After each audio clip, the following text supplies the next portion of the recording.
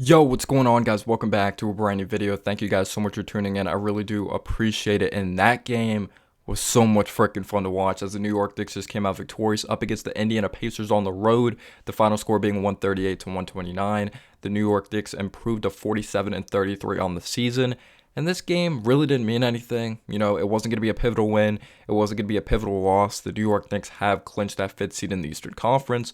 The Cleveland Cavaliers have clinched that fourth seed in the Eastern Conference. So we're going to be taking on the Cleveland Cavaliers in the first round of the playoffs. But this was still such an awesome game to watch. You know, you got to watch the young kids. You got to watch some players of the future for the New York Knicks really perform at such a high level, you know, excel in the closing moments of this game. The Indiana Pacers have not really been a successful team this season. They've been competitive. You know, they've had tons of games that it goes down to the 4-minute mark. You know, they're down a few or they're up a few and they're losing. They're trying to figure out how to close out games, but there's been tons of results of them losing games, but there's also been some results of them winning the games, especially when Tyrese Halliburton is playing. No Tyrese Halliburton for the Indiana Pacers in this game. Continues to be out with an injury. No Miles Turner, no Chris Duarte. You know, you have one of the best rim protectors. You have a player that's like top 3 in the league when it comes to the NBA in assists of Tyrese Halliburton. Second in the league in assists, I believe, Chris Duarte, an older player coming out of Oregon, but he's a talented player. But then you take a look at the New York Knicks.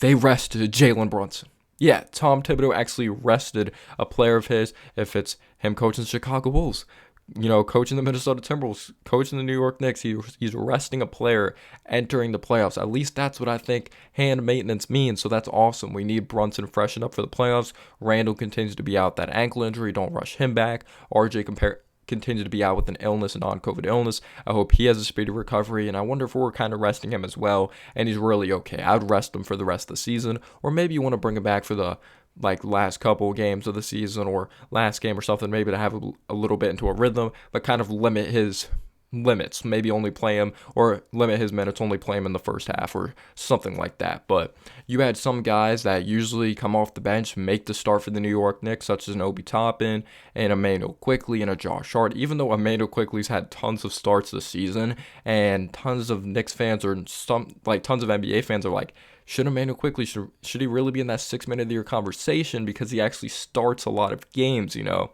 But when you take a look at this game, you have just great performances across the board. You have Mitchell Robinson with 7 blocks, he's like 16 rebounds. You know, he had a double-double in this game. We got him involved in the offense early. We were actually up 18 points early on, and one of the main reasons we were up 18 points early on was Mitchell Robinson's ability to crash the glass, not give up second chance opportunities to the Indiana Pacers. You know, the New York Knicks, if it's Emmanuel Quickley, if it's Quentin Grimes, if it's Josh Hart, anyone when it comes to starting 5, any one of the personnel of the New York Knicks out there on the floor did a good job finding Mitch Robinson in the interior, him bodying up at Isaiah Jackson, him bodying up at Jalen Smith, draw fouls, get those and ones, just really attack the basket strong. He may not have the signature drop step, he may not have this hook shot, which I do think eventually he needs to develop, but he was still able to finish through physicality, and I love the way Mitch Robinson really attacked basket in this game, or really tried to just thrive in the dunker spot. He did have some missed dunks, but 7 blocks, he was just an absolute beast. If you take a look at Mitch Robinson's stat line, 14 points, 16 rebounds, 2 steals, 7 blocks, insane.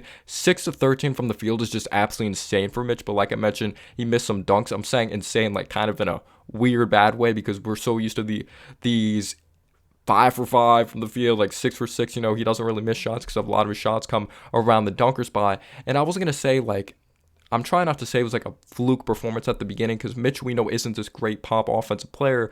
I'm like, we're up big early. I wasn't thinking of it really in a concerning way, because the Knicks are like really in this position they have to win this game. It wasn't going to be a pivotal win or loss, but I'm like, all right, it's kind of a fluky start, because I do think the Indiana Pacers are eventually going to adjust on Mitchell Robinson's offensive game, because he's not a huge threat. He doesn't have really any signature move until you see these other guys go off. And then I'm like, all right, the Indiana Pacers are probably a little scared. You have these signature performances such as like a Quentin Grimes, 36 points in this game. You know, he's just dribbling the ball. He's rebounding the ball really well. The Knicks, above their season average of assists, had 34 assists, I believe, in this game, but everyone is passing the ball. If it was Obi, if it was Grimes, if it was Quickley, it didn't matter. Josh Hart, he had 7 assists in this game. The ball movement was just absolutely beautiful. I love the way the offense was really executing. It was executing at such a high level. We scored tons of points in this game. I know the Indiana Pacers aren't really a high offensive high defensive team in this league. They're not one of those top ranked defensive teams, but if you just watch from the eyeball test, the ball movement was beautiful, but it wasn't just Mitch at the beginning. Like I mentioned quickly, I mean, Grimes lighting it up from the outside. The off-ball movement was beautiful. His ability to attack strong to the basket, recognize when someone's open, getting the defense to collapse because it opens up so much when a shot is falling from the outside. His ability to kick it outside to open man or dump it inside in the interior as well. Quentin Grimes, awesome game. He had timely steals at the end of the game because, yes, I just said we're up 18 points, but the Indiana Pacers were able to cut this down. And I'm going to be getting into the negatives, the New York Knicks, what they need to work on, even though obviously this isn't going to be the starting unit when it comes playoff time. Josh Hart's going back to the bench. Quickley's going back to the bench. Obi Toppin's going back to the bench and hopefully get some valuable minutes playoff time. But you have Obi Toppin with 32 points in this game, running the floor like a beast, especially when it came to the fourth quarter. Right spot at the right time. He just plays within the flow of the game. He knocked down 5 threes in this basketball game. I believe Grimes knocked down 6 threes. So when you have Obi knocking down threes, Grimes knocking down threes, and Emmanuel Quickley, it's going to be pretty tough to defend that for sure. But I just love seeing Obi play with so much confidence. He honestly has a really good feel for the game. I thought there was times I'm like, he's shooting a little too many threes, but he had this beautiful move that I just absolutely loved when he was in the corner. He had the snatch back crossover step back three that he drilled a 3 in the corner in the second half of the game. And just Obi Toppin and Grimes' connection, their chemistry was just absolutely unbelievable as well. We had this awesome defensive sequence. Grimes has the ball in transition, and Grimes no-look path, throws it up to Obi Toppin for this windmill jam, this alley-oop. Grimes also off this inbound excellent cut. He's so good at moving without the basketball. I actually tweeted out, I'm so glad Quentin Grimes is a New York Knick and he's not a Golden State Warrior, because the Golden State Warriors would be drooling over a player like this. Someone that can get up in your jersey, which he did tonight. Someone that has the willingness to move the ball, play within the flow of the offense, knock down threes, cut. There's so much cutting within the Warriors offense. They would just be drooling over a player like Quentin Grimes, and it would make me jealous. I'm so glad he's a New York Knick, but he had this beautiful cut. He had this jam at Isaiah Jackson. There were some nice highlight plays. That alley-oop I mentioned, Quentin Grimes jam, Obi step back three, but I just loved the way these guys played offensively. There was definitely some times Obi Toppin fell asleep defensively, in my opinion, had a couple bad turnovers. Grimes was just, he's a pest defensively, but then I feel like everyone at least a couple times did allow dribble penetration, and I felt bad. For Mitch, we have to do a better job keeping guys out of the paint. That was one of the main reasons the Pacers were able to come back. But when the Pacers were coming back, freaking Emmanuel Quickley, freaking stud. Freaking stud. The third quarter, he was brilliant, and he continues to score from all three levels. 39 points in this game, was so close to his second 40-point game of his career. He was 2 points away from a career high, I believe, because he was able to get his career high 40 points from the free throw line and that game at Madison Square Garden. But all three levels, it could be an off-balance jumper from mid-range. It could be from three-point land right in someone's eye, that floater, attacking strong to the basket, getting a timely foul call, getting to the free throw line in a timely spot in the fourth quarter. His ability to distribute the ball. I believe he had 8 assists in this game. Double check right here. Emmanuel Quickley had 9 assists, 6 rebounds. Like I mentioned, Grimes, 5 assists, 6 rebounds. Obi had 6 assists. Like, everyone was distributing the basketball. Like I mentioned, Josh Hart as well. I just love the unselfishness from this group. Josh Hart may not have scored at a very high level, but he crashed the glass and he distributed the ball. We know he's going to compete very hard defensively. So we knew the weakness of this team, though. Like, the starters were scoring at such an elite level, but it was going to come down to the bench. What bench production are you getting? Hartenstein fights hard on the boards. He's going to compete defensively, but I didn't really get that interior rim presence that I've gotten in past games. He had some solid moments, but I didn't think it was consistent. You had Jericho Sims for 5 minutes, and I thought Jericho Sims had some very solid contest, but it was Isaiah Jackson, it was Jalen Smith, it was a very solid straight hands and fundamental defense. They were just able to finish right over Jericho Sims, so I think that's one of the main reasons Tom Thibodeau didn't play him a lot. I didn't think the rim protection was that great, and obviously Hartenstein did play out there on the floor, but you didn't get a lot of offensive pop. But you're not really expecting a lot of offensive pop from a Hartenstein, even though he finished with 8. That's really solid for him. McBride only scored 1 bucket in this game. Sims did not score, so a lot of that scoring did come from the starting unit, and 3 30-point performances. Mitchell Robinson, 16 points, 7 rebounds, double-digit scoring, double-double. Like, the assist from Josh Hart, the competitive nature, that definitely does help out a lot. Again, 3 players in the starting lineup, 30-plus points. That's insane. But what allowed the Indiana Pacers to get back in this game, it was a dribble penetration from a TJ McConnell. He was able to get to the paint. He likes to get to that little mid-range off-balance shot. He had a double-double. He was able to distribute the basketball. He was able to score the ball. He's not a big-time scorer. He's this pesky defender, so you're kind of in trouble when he does score the basketball. But who really set the tone, Gabe York, who hasn't played a lot of NBA games throughout his career, hit a few three balls. But the dribble penetration, it was really disgusting, though. I understand these aren't going to be our starters entering the playoffs, and that's not shade at these guys. Obviously, we know Grimes is someone that really competes hard defensively quickly and all that, but they all had moments that, like, all right, someone just drove to the basket again. Someone just drove to the basket again. Like, this is kind of unacceptable. I'm not nitpicking on one player or anything like that, but I thought we had to do a better job communicating. Isaiah Jackson had this very nice hook shot. Jalen Smith was in double digits. Nembhard got some buckets. Buddy Hield was in double digits in this game.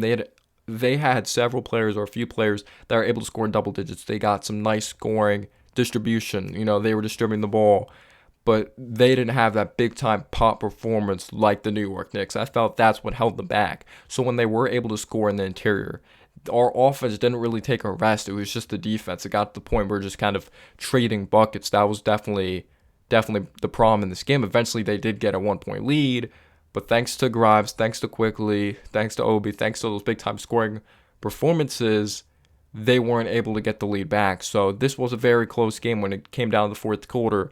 A few minutes left. I believe we're only up a couple points. We're only up like 2 points. There's 2:15 left, and the big time thing with the Indiana Pacers is situational basketball.